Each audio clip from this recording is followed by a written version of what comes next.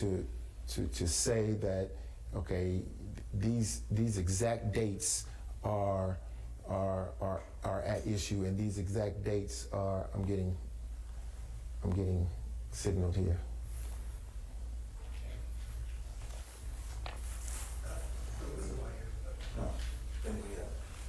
Yeah, take it. Want to go off mic for a second? Yes. Okay. What's up, guys? Welcome back to the channel. Welcome to another video. As you can see in the title and in the thumbnail of this video, we got a crazy one. So there was apparently an interview where you had Nathan Wade go on CNN to talk about the case that's happening in Fulton County with DA Fani Willis, who is having to go through the appeals process of her involvement with Nathan Wade, and as far as the relationship goes that they had, and to see if there was a conflict of interest with that case, basically them having a relationship before the indictments happened. And that's actually one of the biggest key of this appeal process, is that if this relationship that they had started before the indictments and not after, then there seems to be some type of conflict of interest. But that is a question that they don't want to answer, and we have proof of that here with this CNN interview when he was asked this same exact question from Caitlin Collins of CNN, asking him, hey, when did that relationship start with you and Fani Willis? And his handlers came in and stopped and shut down the interview. So we're gonna watch the interview here in full, and then we're gonna have an explanation from Greg Foreman, go into more detail about exactly why he will not answer this question. And then at the end of the video, of course, we got comments that we're gonna read from the original posting of the CNN video. So let's get right into it and see you guys in the clip. What is your current relationship with the district attorney? Just as outlined earlier, we are great friends. We speak regularly. The conversation has changed, though. Whereas before, our conversations were about this case. I'm sure you could imagine and appreciate the amount of time that it takes, that you have to pour into a case, a case of this magnitude, trying to prosecute those defendants. But our conversations have shifted to how are you handling the threats that are coming your way? Are you being safe? And democracy, the case will live on, kind of thing. Just to clarify, when did the romantic relationship between the two of you start? Yeah, so we get into. There's been this effort to say that, okay, these exact dates are at issue, and these exact dates are. I'm getting signaled here. See, I have to shut the fuck up.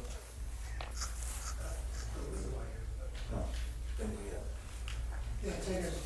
Want to go off mic for a second? Yes. Okay. Keep rolling. Keep rolling. Don't stop now.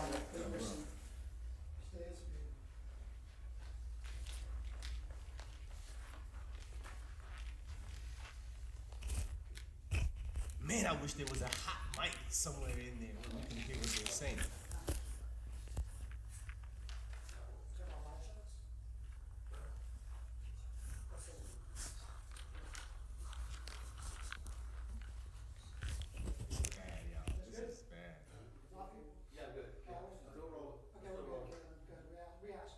Everything okay? Yeah. Just to revisit the question, it was to clarify when the romantic relationship started and when it ended. Sure. So, I believe that the public has, through the testimony and other interviews, the public has a clear snapshot that this is clearly just a distraction. It is not a relevant issue in this case, and I think that we should be focusing on more of the facts and the indictment of the case. Well, I ask because obviously it's still a pending matter. It's going to be before the Court of Appeals. And you talked about how proud you were of all the work that you did in this office. And I think the question that people have when they hear from the Court of Appeals, this isn't happening until next spring, is did the relationship jeopardize that work that you did in this investigation? And therein lies the issue. Why we wouldn't touch upon the work of the Court of Appeals or some higher court, because it's a pending issue before them. I think that we should allow them, take a step back and allow them to take the evidence that they have and do their work, make the decision. Right, but you did testify to this, and you were asked about, on the stand, about when it started and when it ended. It just wasn't completely clear, because before it said before the indictment, which was August 15th here in Atlanta, and then later the answer was at the end of that year. And so I think that was the clarity that people were seeking of when it started and when it ended. Sure, and there again, there's a question before the court, and that is the crux of the question. I don't choose to say or do anything that would jeopardize the case or the court's ruling. I prefer to allow them to make their decision based upon what they have and accept it. Do you believe, as you reflect on this, that your relationship with the district attorney was a mistake? Absolutely not. Absolutely not. What I believe is this whole conversation is a distraction. That's all. It's a tool to stop the train, to slow down the inevitable, which is the trial of the defendants named in the election interference case. Do you believe the trial ultimately happens? Absolutely. Absolutely it happens. Mr. Wade, thank you for your time today.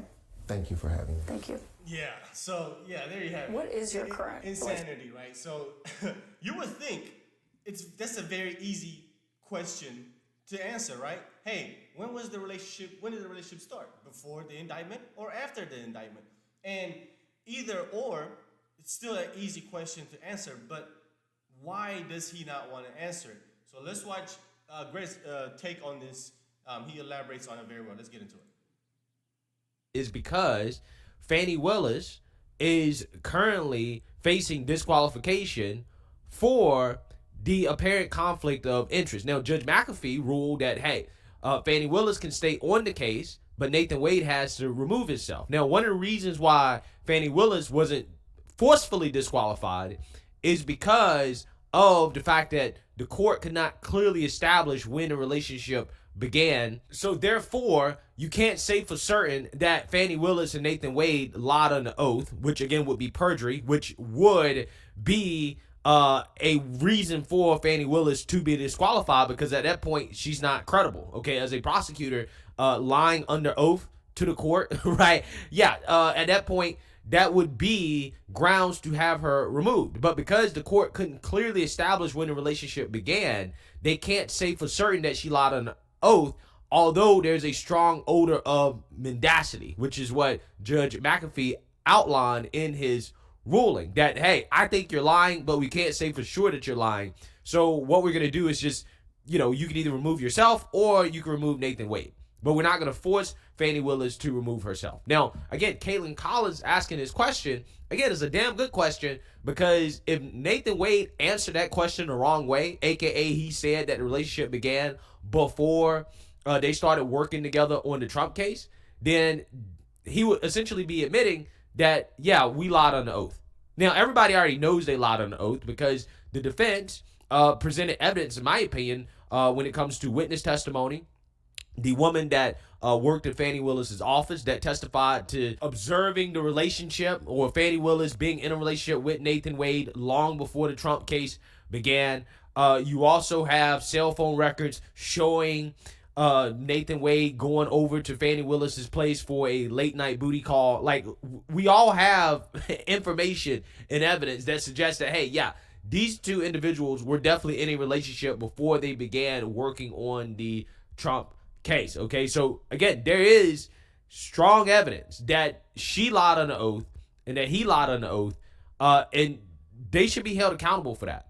Now, again, this comes as Fani Willis has pulled a desperate attempt to get the RICO trial to happen before the election, because, again, Yeah, so I mean that's it. That's really the crux of the situation there. I mean, why is he not answering it? Well, there you have it.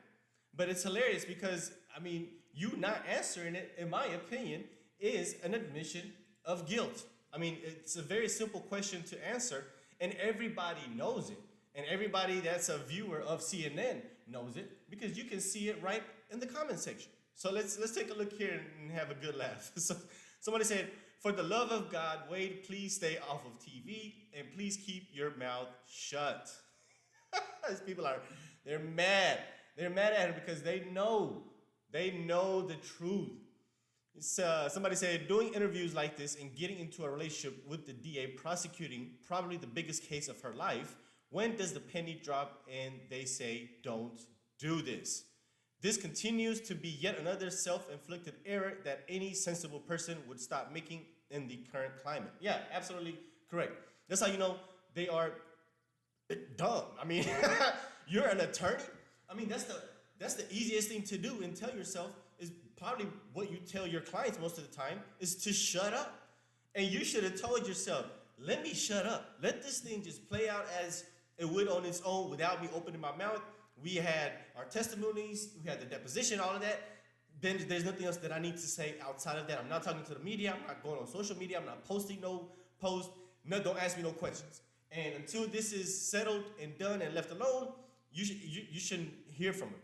But I mean, this is what you have. If Nathan is representing you in trial, you're going straight to prison. He is such a self-serving fool. Stay away from the cameras and mics. It's not helping. Why the F is he talking? Why agree to the interview? Yeah, this is crazy. Somebody said his media consultant should have told him not to do this in the first place, 100%. And I'm not even on these guys' side.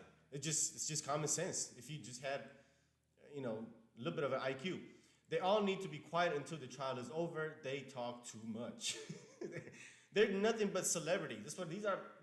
Most of these politicians nowadays that have been elected by these Democrats are just social media stars. They're not real politicians. They're just some woke activist or a social media personality, an influencer. They're not policymakers. They're not critical thinkers. Money grab, tabloid television, how bizarre. People just cannot let go of spotlight once they have a taste of it. Nothing to be gained. What an embarrassment. Absolutely crazy. Who wrote his bar exams for him? I can't believe this guy is a lawyer. We've got to get our dates right because we have already blown this one completely. He's talking about at the end of the interview, I don't want to say anything that's going to derail the appeals court. Bro, what are you talking about? Just tell the truth. CNN, what are you doing? Now, this is going to be the last comment because this one is the most interesting one. Because let's look at the responses here. Does the reporting not fit your narrative? Hilarious. Actual reporting for once. Yeah, so you got these hacks here. There's probably this troll page telling CNN, hey, stop being a journalist, right? You're not being a propagandist. You're not helping here. CNN, shut up. I love it when CNN disappoints their airhead rainbow flag viewers.